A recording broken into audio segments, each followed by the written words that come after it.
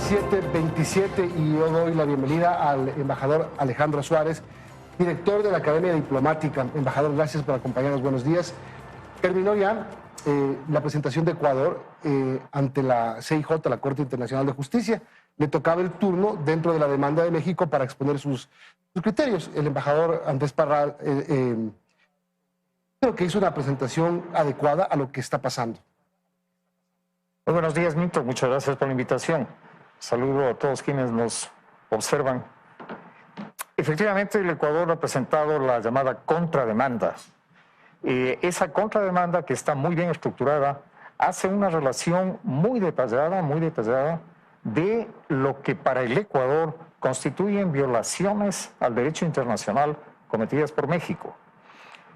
El asunto evidentemente parte de la decisión que tomó México de acoger en su embajada a un prófugo de la justicia ecuatoriano, a un delincuente común ecuatoriano condenado, y esa fue la primera violación al derecho internacional que cometió México. La contrademanda ecuatoriana, repito, hace una relación de los hechos, una relación muy detallada, muy cuidadosa de los hechos, muy precisa, y solicita tres cosas, fundamentalmente.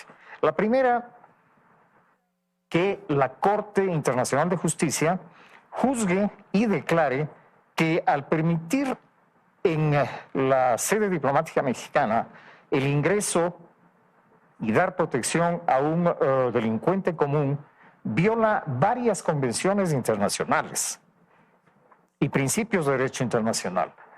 El otro punto de la contrademanda ecuatoriana dice que la Corte debe juzgar y declarar que las falsas e injuriosas declaraciones del presidente de México sobre las elecciones ecuatorianas del año 2023 constituyen una intromisión intolerable en asuntos internos del Ecuador, cosa que también está prohibida por el derecho internacional.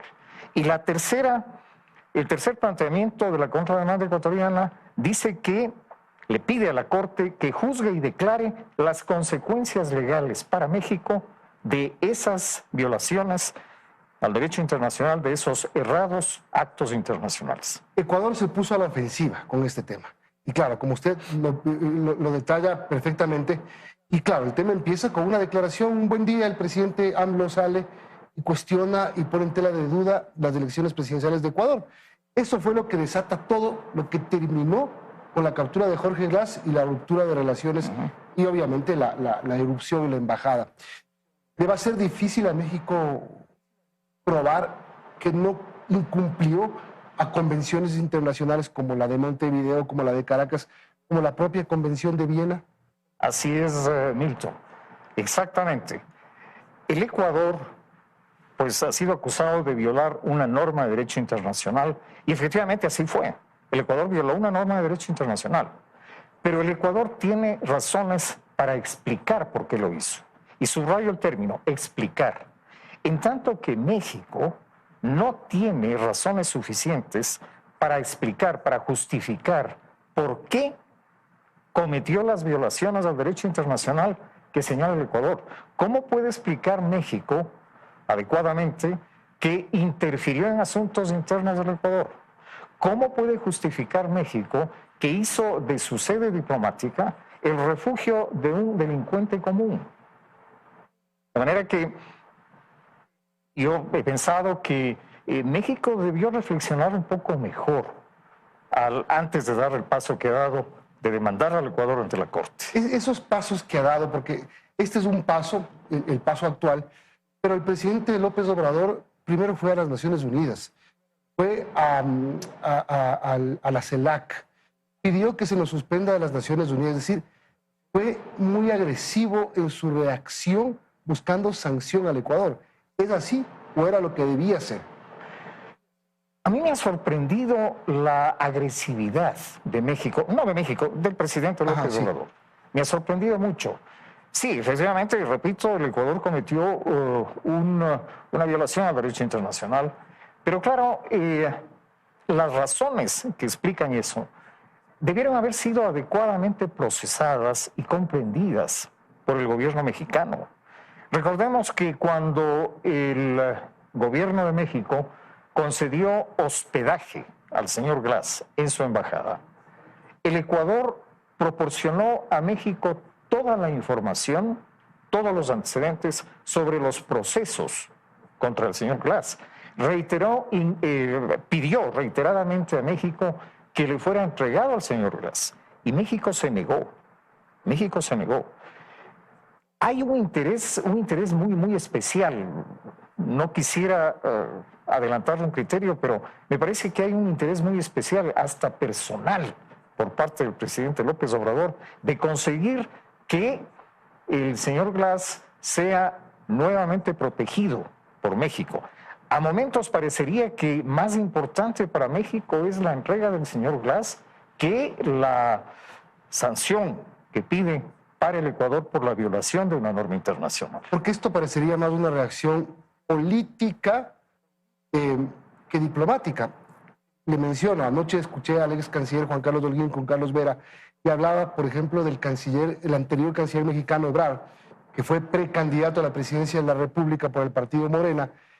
Era una persona que se ceñía estrictamente al respeto de la diplomacia internacional y de las convenciones internacionales, es decir, una diplomática muy pegada a derecho. Una diplomacia muy pegada a derecho, perdón. Sí, México se ha distinguido realmente por su apego al derecho internacional y concretamente a dos cosas.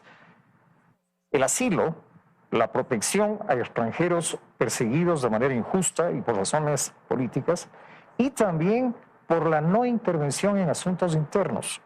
Recordemos, un distinguido canciller mexicano de hace muchos años, el doctor Genaro Estrada, él manifestó un principio, presentó un principio de derecho internacional conocido como la doctrina Estrada, que precisamente invoca la no intervención en asuntos de otros estados. Se refiere concretamente al reconocimiento de gobiernos, pero puede ser perfectamente extendido a todos los demás ámbitos de la relación diplomática. Y al entrometerse México en los asuntos internos del Ecuador, está violando esa doctrina promovida por el propio país, por el propio México. Ahora, vuelvo al tema de hasta qué extremo se lleva este tema, y se lo lleva con derecho, porque para eso están las instancias internacionales, pero menciono dos cosas más o menos recientes. Aspersiones con glifosato. Ecuador demandó ante la CIJ a Colombia, pero eso terminó en un acuerdo antes de llegar a sentencia. Marzo de 2008, cuando se irrumpe bélicamente Angostura por parte de Colombia para matar, para dar de baja a un líder guerrillero y a varios terroristas. También esto terminó, si no me equivoco, en República Dominicana, en Santo Domingo, con una cumbre y con un apretón de manos bravos y todo, pero lo resolvieron los presidentes Uribe y Correa. Sí, es muy oportuna, muy pertinente la comparación, Milton. Efectivamente, en 2008 se produjo ese incidente, que fue un incidente gravísimo, porque fue una incursión armada que causó muertos.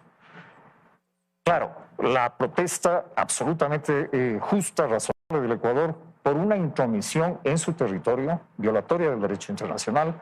Eso, pues, provocó la protesta del Ecuador. Y recuerdo que Colombia, el presidente Uribe, presentó disculpas al Ecuador y luego, pese a la superación, digamos, del tema en las diferentes instancias internacionales en que se los debatió, bueno, hubo un rompimiento de relaciones. Claro, el Ecuador y Colombia rompieron relaciones.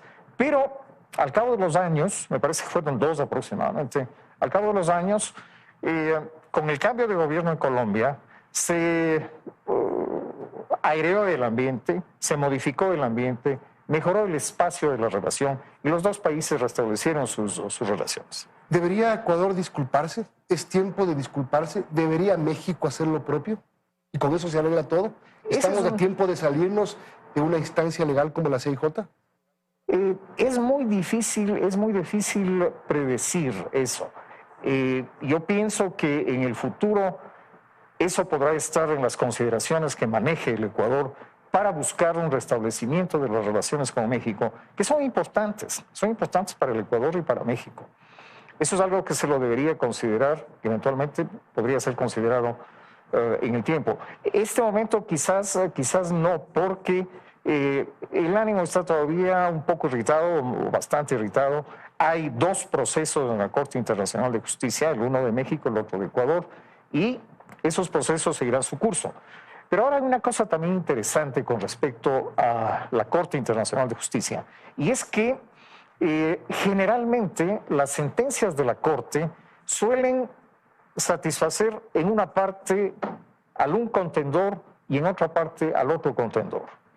Eso fue lo que ocurrió, por ejemplo, cuando Chile y Perú presentaron a la Corte su disputa de límites marítimos.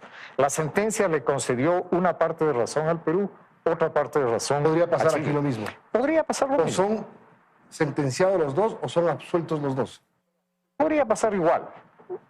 Algo en beneficio del uno o en contra del uno y algo en beneficio o en contra del otro. Bueno, esto vamos a ver qué pasa. Le cambio el tema para terminar, embajador.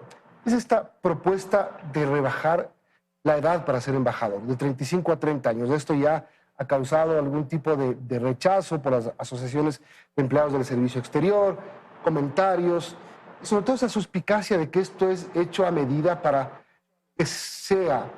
que pueda posesionarse o entrar en funciones la designada embajadora de Ecuador en Estados Unidos. Yo plantearía el tema, Milton, desde la perspectiva de la Academia Diplomática, de la cual soy director. En primer lugar, usted conoce probablemente una comunicación que han puesto los presidentes de la Asociación de Funcionarios del Servicio Exterior y de la Asociación de Funcionarios del Servicio Pasivo. Allí están muy bien detalladas las razones por las cuales no es conveniente la reducción de la edad. Desde el punto de vista de la Academia Diplomática, yo le puedo decir que los requisitos fundamentales para ingresar al servicio exterior y recibir la formación en la Academia Diplomática tienen que ver, en primer lugar, con la posesión de un título universitario, segundo, con la posesión de un idioma extranjero, luego todo un proceso de pruebas psicológicas, de conocimientos, y finalmente, una vez cumplido ese proceso, el ingreso a la academia para una preparación de 2 años. Los que actualmente están en proceso de culminar su formación, tienen un promedio de edad de 35 años. Y eso es para iniciar la carrera en el rango de tercer secretario. Si no alcanza la edad. En promedio, ir desde el nivel inicial, que es tercer secretario, hasta el nivel superior, que es embajador en la carrera, es de aproximadamente entre 25 y 30 años. Es decir, es un tema político nada más. El Ejecutivo, de acuerdo con la ley, tiene la facultad de designar funcionarios diplomáticos en cuota política. Pero efectivamente esa designación, y dice la ley, esa designación tiene que estar ajustada a criterios de evaluación, de preparación, de servicios relevantes prestados al Estado. Todo eso está en la ley. Claro, la cuota política está ahí. Aquí hay un dato de primicias que dice que el presidente ha nombrado 19 embajadores, de los cuales 10 son cuota política y 9 del servicio diplomático. Está en su derecho, aunque hay una cuota de 20% nomás. Sí. Hay una cuota del 20%. Entiendo que las designaciones hasta el momento están dentro de esa cuota. Embajador, le quiero agradecer por habernos acompañado. Muchas gracias, Milton. Alejandro Suárez, embajador, director de la Academia Diplomática. Vamos a una pausa y regresamos para hablar de la vigencia ya del acuerdo comercial China-Ecuador.